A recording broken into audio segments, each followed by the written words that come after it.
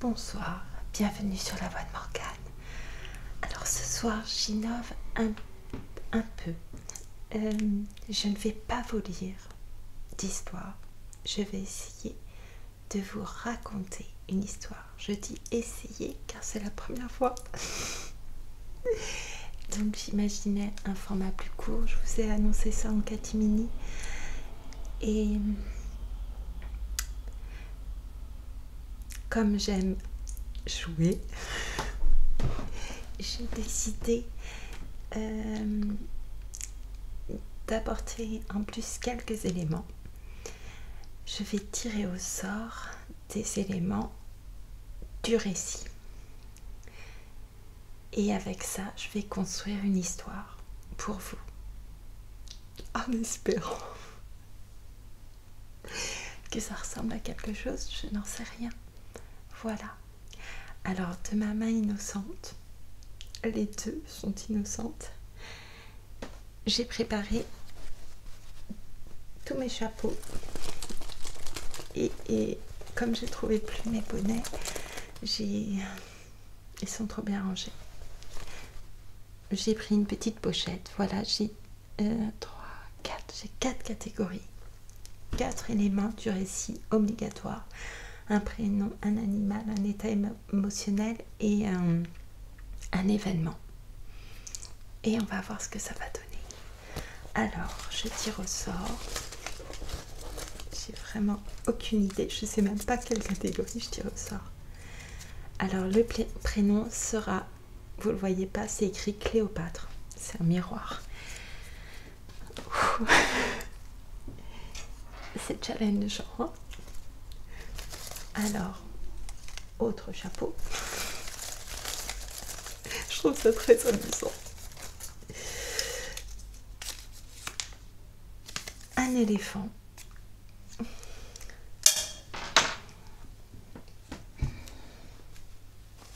Là, c'est ma petite pochette. J'étais en manque de chapeau.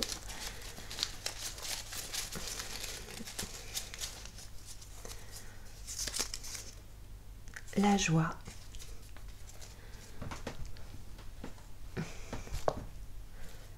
Je vous ai pas montré.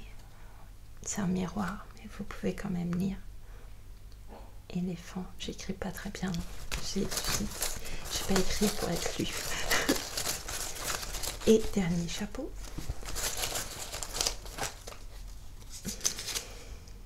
Un vœu exaucé. Très bien.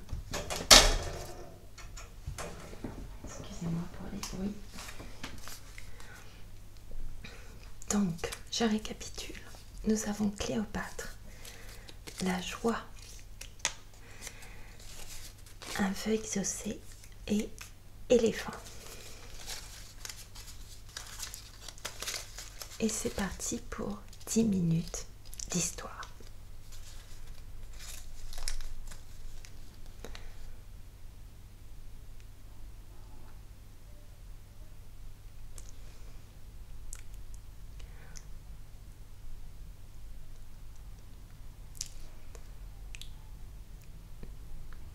Voilà.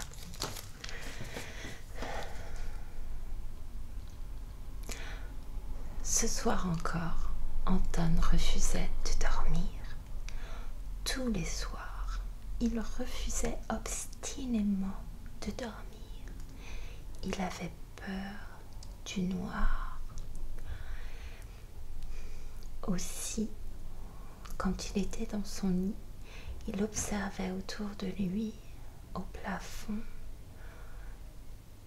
derrière l'armoire, sur la moquette. Il observait partout les ombres et se demandait si les monstres allaient le laisser dormir. Sa mère rentrait trop tard pour lui raconter des histoires. Aussi, il avait un imagier qu'il parcourait avant de plongé dans le monde des rêves. Une petite lumière restait allumée jusqu'à ce que sa mère vienne l'éteindre et l'embrasser. Sa grand-mère, dans le salon, veillait sur ses nuits. Mais sans l'aider à s'endormir.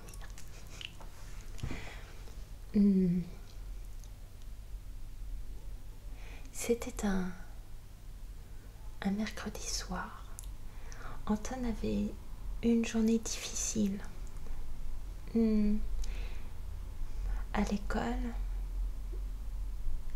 il avait été rouspété par sa maîtresse parce qu'il n'avait pas fait ses devoirs correctement. Anton n'aimait pas faire ses devoirs. Et à la récréation, Ophélie l'avait bousculé. Il était tombé sur les genoux et s'était mis à pleurer. Ses camarades s'étaient moqués de lui. Et il s'était senti humilié.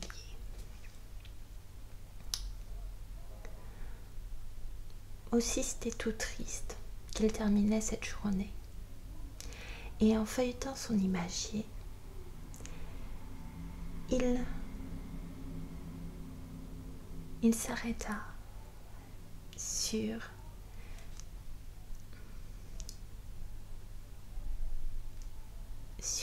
les pyramides. Et là, il commença à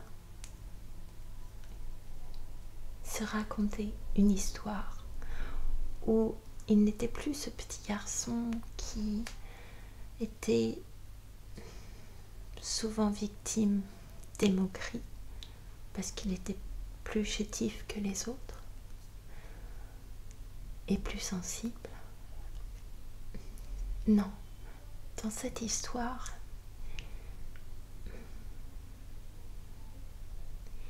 il était impressionnant.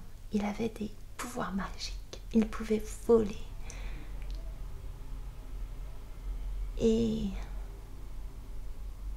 c'était un génie. Il exauçait les vœux et se déplaçait en volant d'un point à l'autre.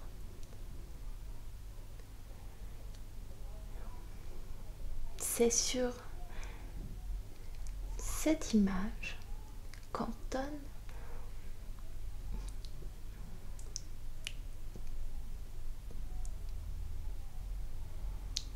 s'endormit.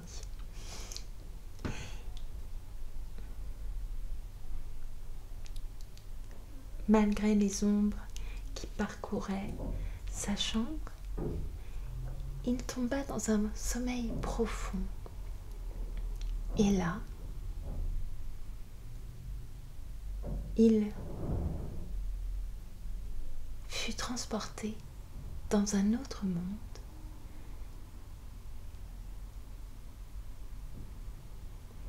Le ciel était d'un bleu azur comme il en voyait si peu, ou alors vraiment en été, quand le soleil brûlait au plus haut et qu'il était en vacances.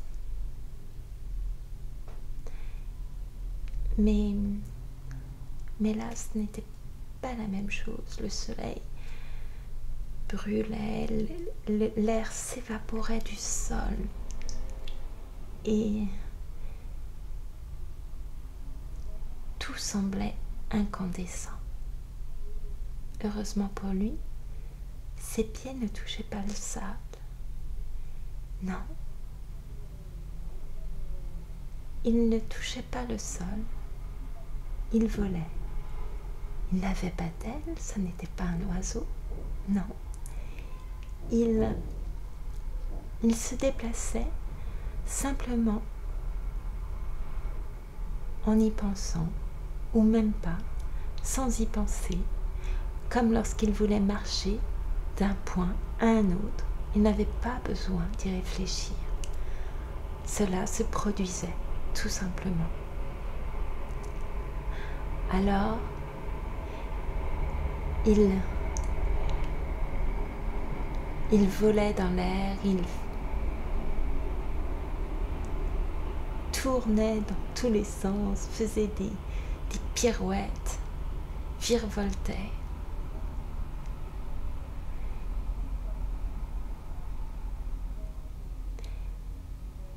Jusqu'à ce qu'il perçoive très loin, au plus loin que sa vue puisse porter, les fameuses pyramides. Jusque-là, il n'y avait que lui, le ciel, le sable, l'incandescence. Il n'avait croisé aucun animal, il n'avait croisé aucun humain, rien. Mais là, sa vue distingua les pyramides. Il se dirigea vers elles. Et il descendit. Il était curieux de les approcher de plus près, de les toucher même. Pourtant, il restait sur ses gardes. Antoine n'était pas a priori très courageux. Mais si, il l'était. Il ne pouvait pas dire ça de lui, puisque, en l'occurrence, il volait dans l'air, faisait des pirouettes, sautait dans tous les sens, et n'avait pas peur de tomber. C'était donc qu'il était courageux, malgré tout ce qu'on pouvait penser de lui. Alors, il descendit. Et là, il vit un éléphant en sable.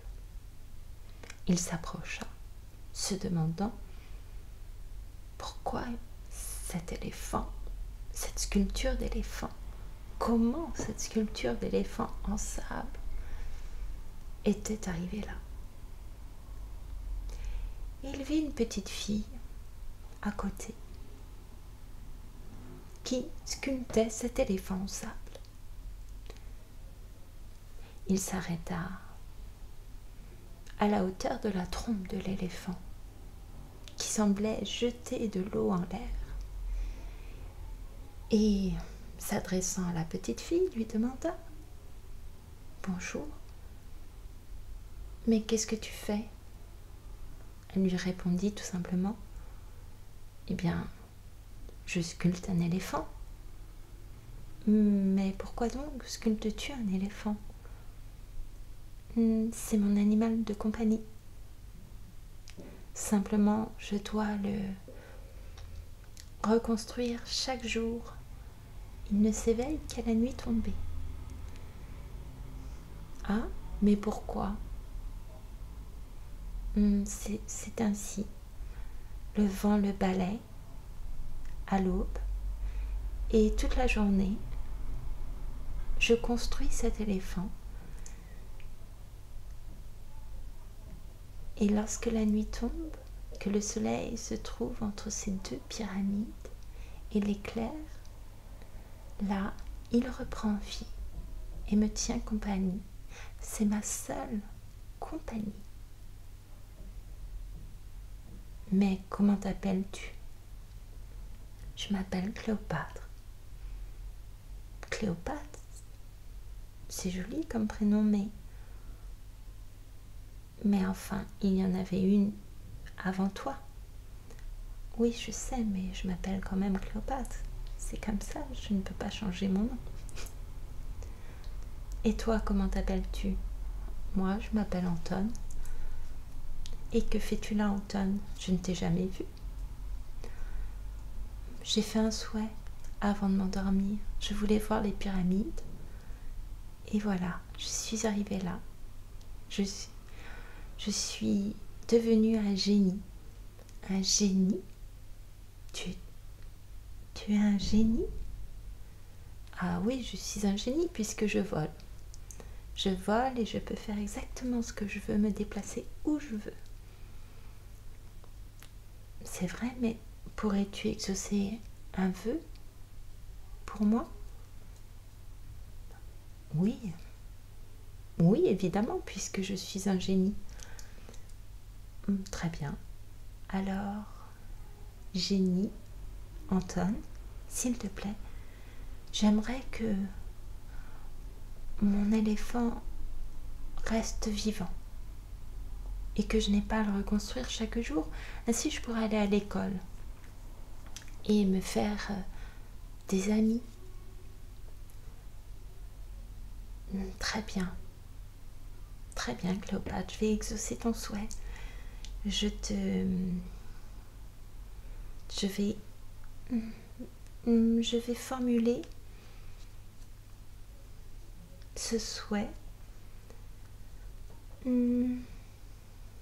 Oui, c'est ça. Je vais édicter une formule magique et ton souhait se réalisera demain.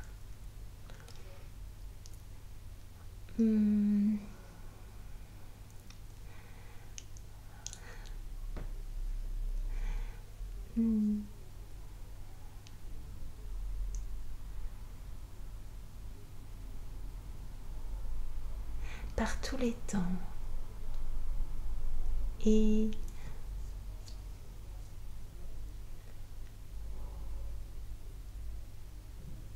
sur tous les soleils, venez m'aider à réaliser ce souhait. Aider Cléopâtre à se faire des amis. Et pour cela, faites que son éléphant prenne vie pour qu'elle n'ait plus chaque jour à le reconstruire.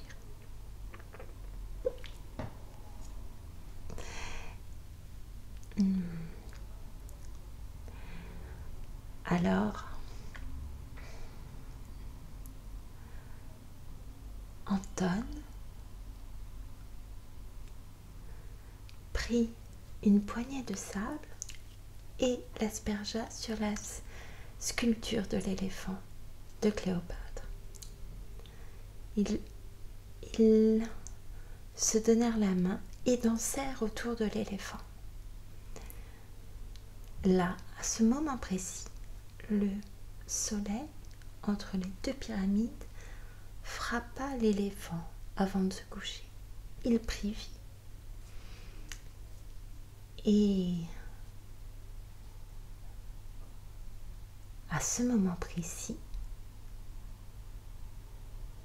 Anton sentit les lèvres effleurer son front. Il ouvrit les yeux. Il était plongé dans la nuit. C'était sa chambre.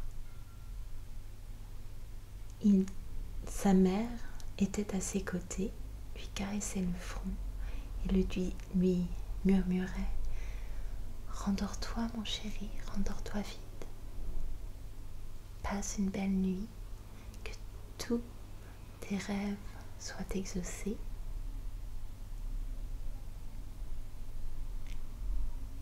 Et je t'aime. » Alors, Anton se rendormit paisiblement. Le lendemain matin, Anton se sentait plus serein, plus tranquille. Ce rêve l'avait émerveillé. Il se rendit à l'école Et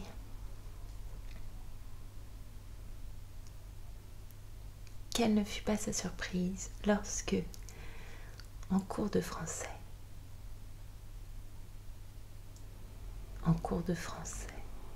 ou n'importe quel cours de géographie, on lui a appris, comme à tous ses camarades, qu'ils allaient entretenir une correspondance et que chacun avait reçu une lettre d'une ou d'un enfant quelque part dans le monde. Anton avait la chance de connaître plusieurs langues et il parlait aussi anglais. Il reçut une lettre, l'ouvrit. C'était une petite fille, une Cléopâtre, qui vivait en Égypte et qui lui avait envoyé une photo des pyramides.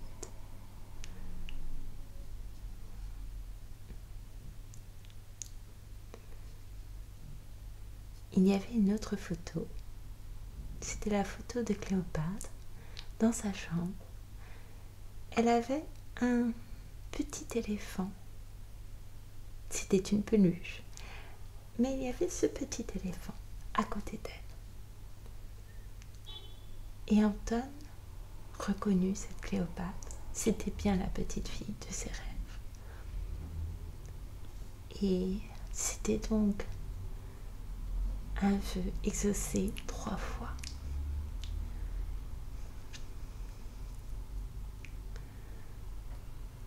Ils commencèrent leur correspondance et devinrent de très grands amis. Et c'est la fin de cette histoire. Je suis désolée pour les temps d'attente, c'est dramatique. Voilà. J'essaierai de faire mieux la prochaine fois. Ah, j'ai oublié la joie. Non? J'ai oublié la joie. Évidemment, j'ai oublié la joie. Mais cette histoire est assez joyeuse, non? Il y a cette danse autour de l'éléphant, il y a leur amitié. Je crois que c'est assez joyeux, même si j'avais oublié la joie. Terrible ça d'oublier la joie quand même. En tout cas, je vous remercie. Je ne suis pas sûre du tout que cette nouvelle activité se pérennise. Néanmoins, ça m'a fait plaisir.